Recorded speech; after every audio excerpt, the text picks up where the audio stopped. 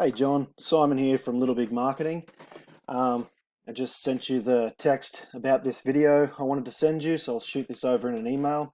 Basically, I just want to show you a really bare bones structure that we use for a lot of businesses that has helped grow their social medias.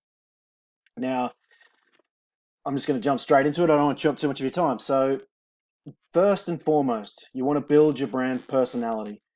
Some of these things you might know. Obviously, this is just a very basic, bare bones strategy.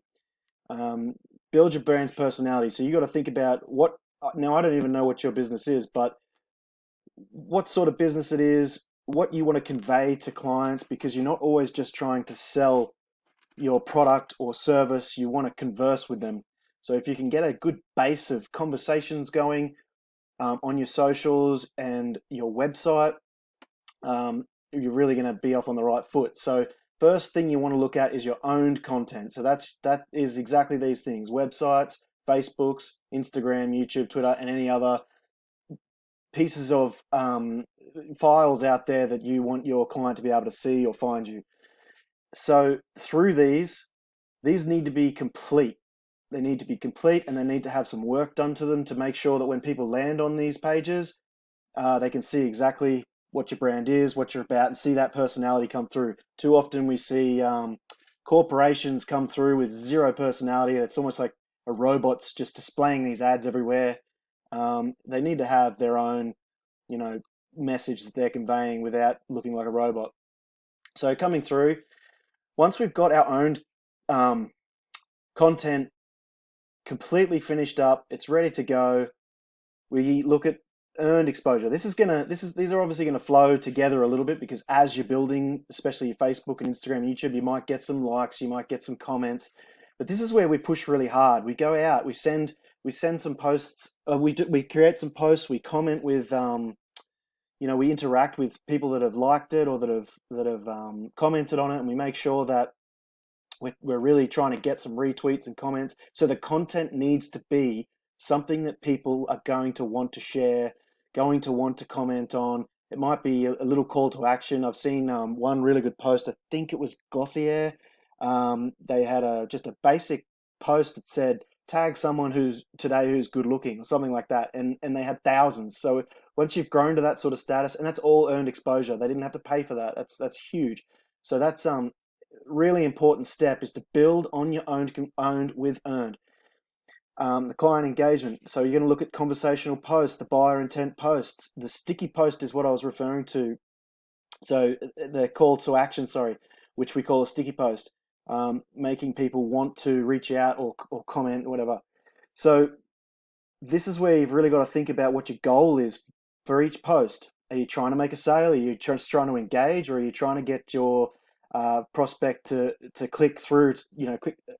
Get your click through rate up to your website, to your Facebook, whatever.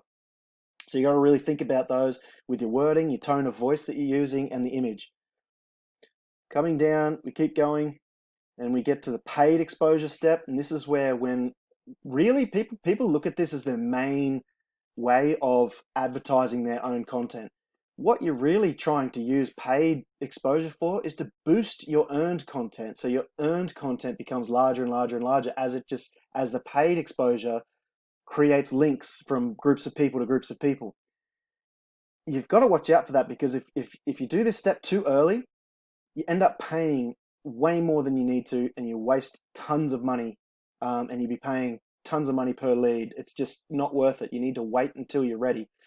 You can do little paid things here and there to just boost your earned exposure a little bit quicker, but you've got to really watch the cost there.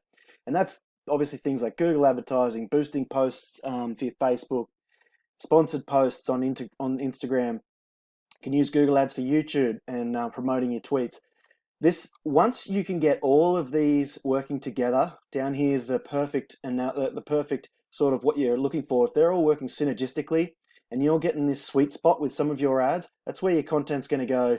What is loosely termed viral. However, viral is usually a term for organic exposure or earned content only. It's something that just goes off by itself. The people that produced the content had no idea it was going to happen. Whereas you want huge moves without calling it viral, but it's essentially the same thing.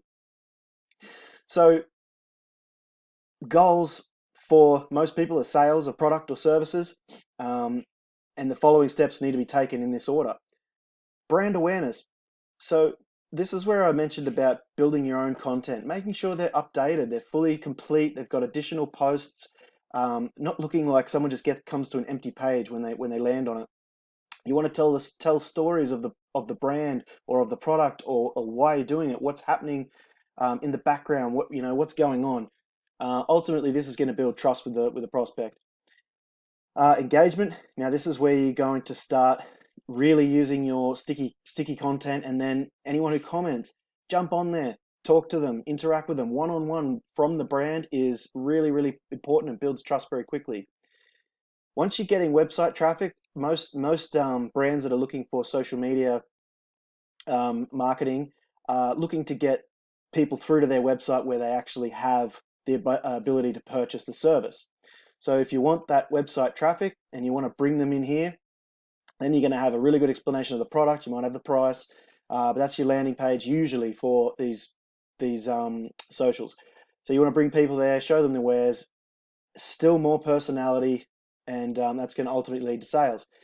The last but not least, in fact, this is probably the most important, but people forget this all the time. Measure every single piece of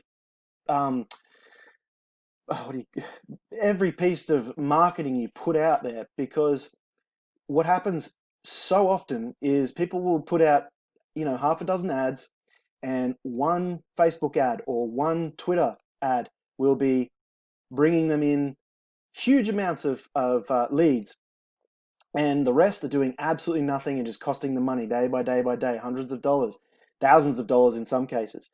But they think it's all working. However, if they were to restructure their ads to work, if you measured the clicks, you measure the engagement, comments, retweets, and you composed more ads of that type because you know it's working, and you brought it along these other avenues, that's when you're really going to find the big growth. It's just all too often forgotten. So I just wanted to point that out. Anyway, mate, I've chewed up a bit of your time here, so I look forward to your feedback, and I hope you have a great afternoon. Thanks, mate. Bye.